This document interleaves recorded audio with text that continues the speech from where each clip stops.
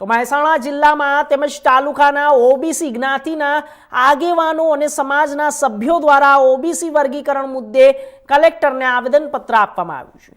આવેદનપત્રમાં OBC સમાજને લગતા વર્ગીકરણ સંબંધિત પ્રશ્નો અને વિવિધ માંગણીઓ રજૂ કરવામાં આવી। સમાજના પ્રતિનિધિઓએ જણાવ્યું, ઓબીસી વર્ગને તેમના હક અને સરકારી લાભો યોગ્ય રીતે પ્રાપ્ત થાય માટે સરકાર તાત્કાલિક યોગ્ય નિર્ણય કરે તેવી માંગ કરવામાં આવી।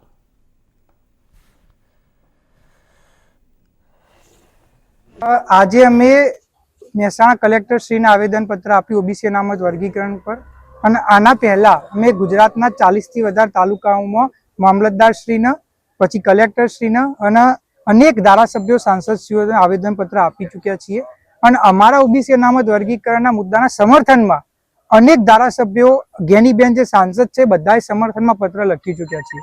માનનીય સરકારશ્રીને હું એક જ રજૂઆત કરવા માંગુ છું કે અમે પણ ગુજરાતના નાગરિકો છીએ અને ઓબીસીના વિકાસથી વંચિત સમાજો એ ગુજરાતમાં 50% સંખ્યા ધરાવે છે।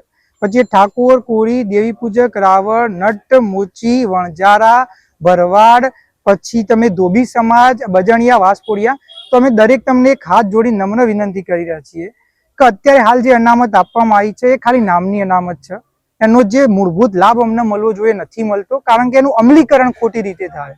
અમે તમને એક જ રજૂઆત કરી રહ્યા છીએ કે જો બંધારણીય રીતે વર્ગીકરણ શક્ય હોય, ગુજરાતના અંદર તમે અત્યારે ભાજપની સરકાર હોય, ભાજપની સરકારે ભાજપ પાર્ટીએ જો બીજા રાજ્યમાં આ જ વસ્તુ અમલ કરી ચૂકી હોય તો અહીંયા તમારા જોડે સત્તા છે, અહીંયા આગળ તમને ખબર છે કે આ વસ્તુ અન્યાય થઈ રહ્યો છે, તો અહીંયા આગળ કેમ આના પાછળ પગપાની કરવામાં આવી રહ્યા છે? એક જ વિનંતી કરી રહ્યા છીએ કે આને અમલમાં મૂકો કે જેના કારણે જે ખરેખર સામાજિક શૈક્ષણિક રીતે પછાત છે એના અનામતનો લાભ મળે અને અમારા સમાજો શિક્ષિત થાય, જાગૃત થાય અને અમારા જોડે જે અત્યારે હાલ સામાજિક પછાતપણાનો કલંક લાગ્યો છે દૂર થાય।